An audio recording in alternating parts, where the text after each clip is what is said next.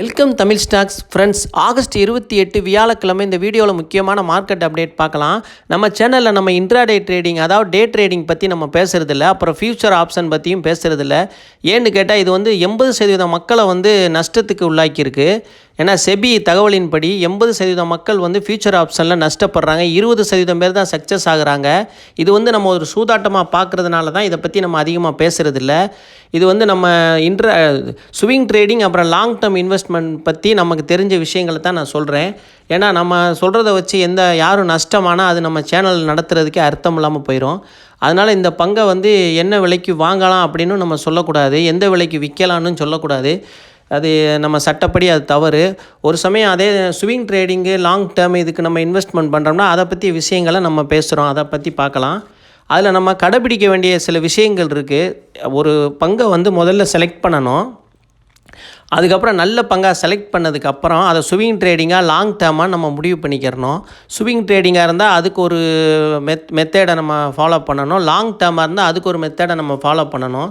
எல்லா பங்கையும் ஒரே மாதிரி பார்க்க முடியாது. அப்புறம் இப்போ ஸ்விங் ட்ரேடிங்க்கு நம்ம தேர்ந்தெடுத்தாலும் சரி, லாங் டேர்முக்கு தேர்ந்தெடுத்தாலும் சரி, முதல்ல பங்கை ஒரே முறையாக வாங்கக்கூடாது.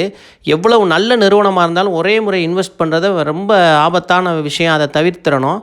ஒரு பங்கை நம்ம முதல்ல முடிவு பண்ணிட்டோம், இந்த விலைக்கு கன்சிடர் பண்ணலாம்னு நம்ம தெரிஞ்சுக்கிட்டோம். நம்ம வாங்கணும்னு எந்த பங்கையும் சொல்ல முடியாது, அதை பரிசீலிக்கலாம். நீங்களும் சொந்தமாக முடிவெடுத்து தான் அதை நீங்கள் முடிவு உங்கள் கையில் தான் இருக்குது. அது மாதிரி ஒரு பங்கை நம்ம கன்சிடர் பண்ணணும்னு முடிவெடுத்த பிறகு அதை ஒரு குறிப்பிட்ட விலைக்கு வாங்கினா 3 முறை வாங்குறதுக்கு முயற்சி பண்ணணும். ஒரே முறையில் வாங்கக்கூடாது, அதிகபட்சம் 5 முறை கூட வாங்கலாம் பிரித்து. ஸ்டாக் மார்க்கெட்டில் எப்படி பாதுகாப்பாக இன்வெஸ்ட் பண்ணலாம்ங்கிறத சுருக்கமாக பார்ப்போம். நம்ம இப்போ இன்வெஸ்ட் பண்ணணும்னு முடிவு பண்ணோம்னா நம்மகிட்ட இருக்க பணத்தில் ஒரு நிறுவனத்தை வாங்கணும்னு நினச்சோம்னா நல்ல லோ வேல்யூவில் ஒரு நிறுவனம் கிடைக்குதுன்னு வச்சுக்கிடுவோம். அதை வாங்கணும்னு நினச்சா நம்ம 10% தான் அந்த நிறுவனத்துக்கு மொத்தமே ஒதுக்கணும். அதுபோக கோல்டுக்கு ஒரு 10% ஒதுக்கிடணும், சில்வருக்கு கொஞ்சம் ஒதுக்கணும், அப்புறம் பாண்ட்ஸுக்கு கொஞ்சம் கவர்மெண்ட் பாண்டு கோல்டு பாண்டுக்கு கூட கொஞ்சம் ஒதுக்கலாம். அப்புறம் மியூச்சுவல் ஃபண்டுக்கு கொஞ்சம் ஒதுக்கிடலாம். மிச்சம் இருக்க எக்ஸஸாக இருக்க பணத்தை நம்ம லிக்விட் பீஸில் வச்சுக்கிறணும். அவசரப்பட்டு நம்ம எல்லா பங்கையும் உடனே ஒரே வாரத்தில் வாங்கி முடிக்கணும்னு எந்த அவசியம் இல்லை. இந்த பொறுமை தான் உங்களுக்கு வெற்றியை கொடுக்கும். ஸ்டாக் மார்க்கெட்டில் போய் ஜெயித்தவங்களுக்கெல்லாம் பெரும்பாலும் பொறுமையில் இருந்து தான் வெற்றி அடைஞ்சிருப்பாங்க. லாங் டேர்மாக இருந்தாலும் சரி, ஸ்விங் ட்ரேடிங்காக இருந்தாலும் சரி, நீங்கள் உங்களுக்குள்ள பொறுமையை வச்சு தான் அதோட வெற்றி முடிவு பண்ணப்படும். அதனால் நீங்கள் என்ன பண்ணுங்கள், எல்லாத்தையும் பிரித்து முதலீடு பண்ணுங்கள் தனித்தனியாக. அதாவது உங்களுக்கு அது பாதுகாப்பான முதலீடாக அமையும். இது இந்த முறை. அது போக முதல்ல ஒரு நிறுவனத்தை தேர்ந்தெடுக்கிறீங்க கன்சிடர் பண்ணுறதுக்குன்னு வச்சுக்கிடுவோம். ஏபிசின்ற ஒரு கம்பெனி 100 ரூபா விற்கிது. எக்ஸாம்பிளுக்கு சொல்கிறேன், 100 ரூபாய்க்கு விற்கிற ஏபிசி கம்பெனியை நீங்கள் கன்சிடர் பண்ண போகிறீங்க. 100 ரூபாய்க்கு கன்சிடர் பண்ண போகிறப்ப முதல் முறை 100 ரூபாய்க்கு கன்சிடர் பண்ணிட்டீங்க, வாங்கிட்டீங்க. அது 5% இறங்குச்சுன்னா திரும்ப ஒரு முதலீடு பண்ணுறீங்க. அதாவது நீங்கள் பிரித்து முதலீடு பண்ணுறீங்க. 10ல் ஒரு 10% தான் ஒரு நிறுவனத்தில் முதலீடு பண்ண போகிறீங்க. அந்த 10%த்தையும் 3ஆக பிரிச்சுக்கறணும். இங்கே பாருங்கள், உதாரணத்துக்கு 150 ரூபா ஒரு செக்டாருக்கு முதலீடு பண்ணணும்னு முடிவு பண்ணிட்டீங்க. எக்ஸாம்பிளுக்கு சொல்கிறேன், 150 ரூபா. அப்போ அந்த நிறுவனம் கன்சிடர் பண்ணுற விலையில் இருக்குது. இந்த 150 ரூபா நீங்கள் கையில் வச்சுருக்கீங்க.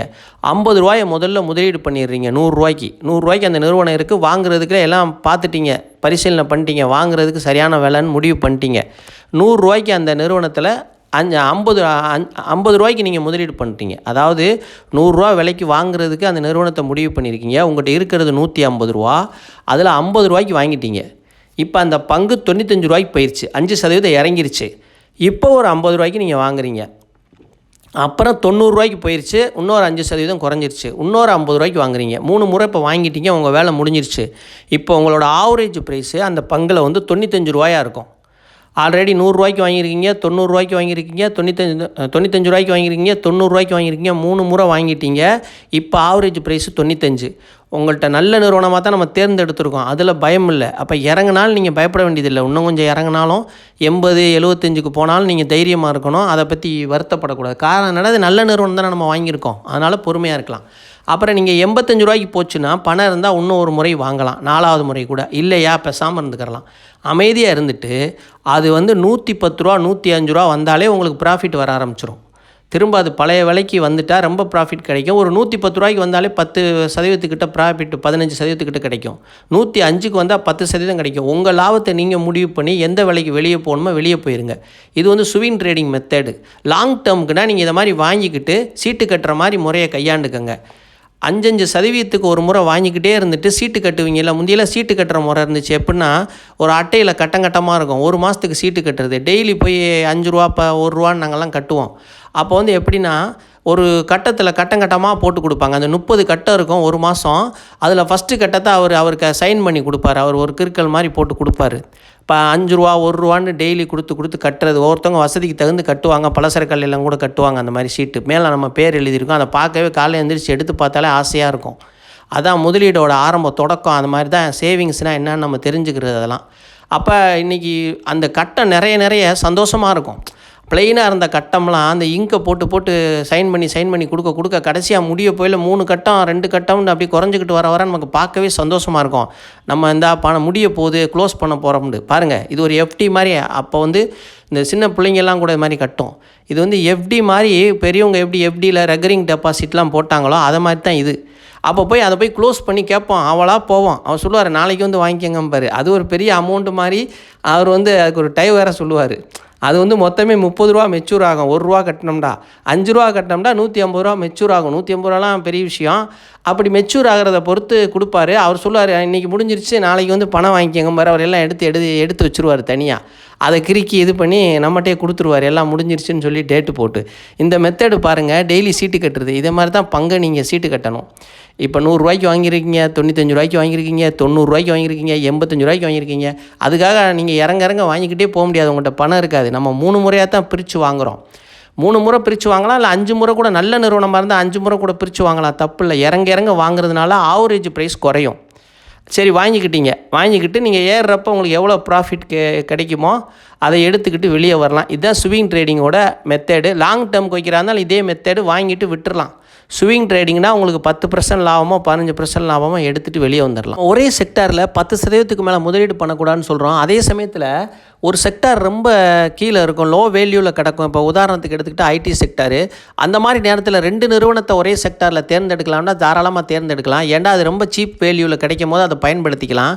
அந்த மாதிரி இருக்க நேரத்தில் நம்ம ஒதுக்கீடு 10% 20% பண்ணிக்கலாம். அதிகபட்சம் 20 தாண்டக்கூடாது. எவ்வளோ சீப்பாக கிடைச்சாலும் 20 தாண்டக்கூடாது. 20 தாண்டிங்கன்னா உங்களுக்கு பெரும் சிக்கல் வந்துடும்.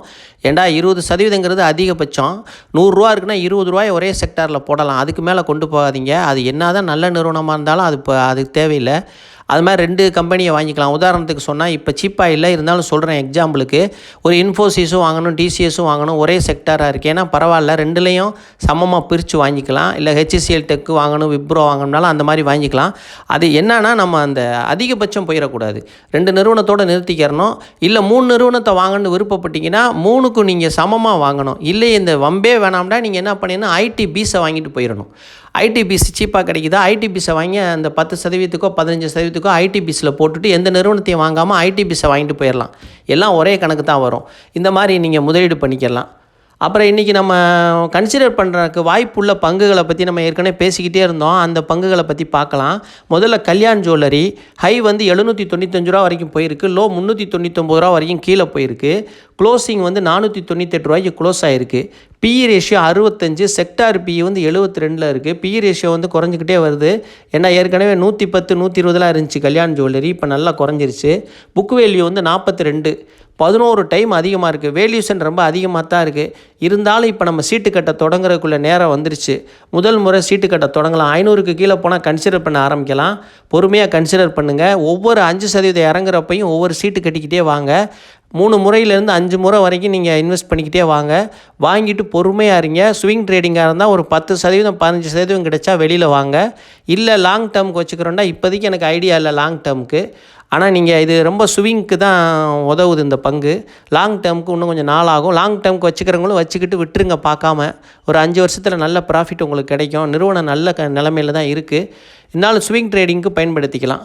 அது மாதிரி உங்களுக்கு எவ்வளவு ரிட்டர்ன் வேணுமோ அந்த அளவுக்கு வெளியே வந்துருங்க. நீங்கள் அது உங்கள் விருப்பம், நம்ம அதை முடிவு பண்ண முடியாது. ஆனால் வாங்குகிற முறை இது தான். நீங்கள் வந்து அவசரப்பட்டு மொத்தமாக பணத்தை கொண்டு போய் போட்டுறாதீங்க. சீட்டு கட்டுற மாதிரி வாங்குங்க. 5-5% இறங்க வாங்குங்க. பாதுகாப்பான முதலீடாக இருக்கும். நம்ம வாங்க ஆரம்பிக்கிறதே கீழே விலை கம்மியாக வர்றப்ப தான் வாங்க ஆரம்பிக்கவே செய்கிறோம். அதனால் நீங்களும் வாங்கிட்டு சொந்தமாக யோசித்து முடிவெடுத்து இதில் முதலீடு பண்ணுங்கள். சன் டிவி நம்ம சொல்லிக்கிட்டு இருந்தோம் தொடர்ந்து. சன் டிவியில் வந்து கன்சிடர் பண்ணுறதுக்கு வாய்ப்பு கிடச்சிருக்கு. நம்ம கன்சிடர் பண்ணலாம். சீட்டு கட்ட தொடங்கலாம். நம்ம சன் டிவியோட ப்ரைஸ் பார்ப்போம். ஹை வந்து ரூ. 853 வரைக்கும் போயிருக்கு. லோ ரூ. 546 வரைக்கும் கீழே போயிருக்கு. க்ளோசிங் ரூ. 555. BE ratio 13, sector BE 17, book value 207, 2.68 time அதிகமாக இருக்குது. ஸ்விங் ட்ரேடிங் மட்டும்தான் பண்ணணும். இது அரசியல் சம்மந்தப்பட்ட நிறுவனம். லாங் டேர்முக்கு இப்போதைக்கு எடுக்கக்கூடாது. ஸ்விங் ட்ரேடிங் பண்ணுறதுக்கு பயன்படுத்திக்கங்க. 3 மாதத்துலேருந்து 5 மாதம் வரைக்கும் தான் இதுக்கு. அதுக்கப்புறம் எலெக்ஷன்லாம் வந்துட்டால் அதுக்கு பக்கத்தில் இப்போதைக்கு போக வேணாம். கவனமாக இருங்க. ஸ்விங் ட்ரேடிங்க்கு தான் சொல்லிக்கிட்டு இருக்கேன். ஓரளவுக்கு விலை இப்போ குறைவாக இருக்குது, பயன்படுத்திக்கங்க. சீட்டு கட்ட ஆரம்பிங்க. 5% இறங்க சீட்டை கட்டிட்டு ஒரு நல்ல ரிட்டர்ன் கிடைச்சா வெளியே வந்துடுங்க. இது வந்து சன் டிவிக்கு உள்ள நியூஸு. வோடோஃபோன் ஐடியாவில் வாய்ப்பு கிடச்சிருக்கு, சீட்டு கட்ட தொடங்கலாம். இதுவும் வந்து நம்ம 2 முறை ஏற்கனவே ஸ்விங் ட்ரேடிங்க்கு சொன்னோம். அது 3வது முறையாக இருக்குது. இப்போ 3 மாதம் 2 மாதத்தில் ஒரு சிறிய ரிட்டர்ன் கிடைக்கிறதுக்கு வாய்ப்பு இருக்குது. இதையும் பயன்படுத்திக்கலாம். லாங் டேர்முக்கு கொஞ்சத்தை வாங்கி மறந்துட்டு விட்டுடலாம். கொஞ்சத்தை ஸ்விங் ட்ரேடிங்க்கு உபயோகப்படுத்திக்கலாம். அதே சமயத்தில் அதிக பணத்தை இந்த நிறுவனங்களில் போட்டுறக்கூடாது. இது வந்து ஒரு பென்னி ஸ்டாக் தான், நிச்சயமற்ற தன்மையில் தான் இருக்குது. இது வந்து ஒரு வேளை எல்லா பிரச்சனையும் முடிஞ்சும் சரியாகலாம், இல்லை அது கீழேயும் போகலாம், நம்ம கையில் இல்லை. ஆனால் இது வந்து இப்போ அரசாங்கம் மறுபடியும் நிராகரிச்சிருக்கு நிவாரணத் தொகையை. அதனால் இது கொஞ்சம் இறங்கத்தான் செய்யும். இறங்கினா கன்சிடர் பண்ணிவிட்டு அடுத்து நிவாரணத் தொகை விஷயமாக ஏதாவது நியூஸ் வர்றப்போ மறுபடியும் ஏறும். இதே வேலை தான் அதுக்கு. இதை நீங்கள் ஸ்விங்க்கு பயன்படுத்திக்கங்க. அதிக பணத்தை தயவு செஞ்சு முதலீடு பண்ணிடாதீங்க. அப்புறம் அடுத்தது ஐடிசியில் வாய்ப்பு இருக்குது. அதை பலமுறை சொல்லிட்டோம். சீட்டு கட்ட தொடங்கலாம். லாங் டேர்முக்கு வச்சுக்கலாம், ஷார்ட் டேர்முக்கும் பயன்படுத்திக்கலாம். என்ன கேட்டால் லாங் டேர்முக்கு வச்சுக்கிறது நல்லது. ஏன்னா டிவிடெண்ட் நல்லா கொடுக்குறாங்க. அடிக்கடி இந்த வாய்ப்பு வராது. பஸ்ஸு நின்றுக்கப்போ ஏறி உட்காந்துக்கங்க. அப்புறம் வண்டி கிளம்புறப்ப ஆள் கூட்டம் நிறையா ஏறிடுவாங்க. உங்களால் ஏறிட்டு போக முடியாது, படிக்கட்டில் தான் நின்றுக்கிட்டு போகணும். அதனால் நீங்கள் வாய்ப்பு இருக்கிறப்ப இதெல்லாம் பயன்படுத்திக்கங்க. எல்லாம் என்னென்னமோ சொல்லத்தான் செய்வாங்க. அப்புறம் அவங்க ஏறின பிறகு வேறு மாதிரி சொல்லுவாங்க. இதை வந்து நம்ம மனசில் எடுத்துக்கிறக்கூடாது. நீங்கள் நல்லா யோசித்து முடிவு பண்ணுங்கள். இந்த வாய்ப்புள்ள பங்குகள்லாம் உங்கள் வாட்ச் லிஸ்ட்டில் போட்டு பயன்படுத்திக்கங்க. இது எல்லாமே என்னோடய சொந்த கருத்து தான். நான் செபி ரிஜிஸ்டர் அட்வைசர் இல்லை. நீங்களும் சொந்தமாக யோசித்து முடிவு பண்ணுங்கள். தமிழ் ஸ்டாக் சேனலுக்கு ஆதரவளித்த அனைத்து நல்ல உள்ளங்களுக்கும் மிக்க மிக்க நன்றி.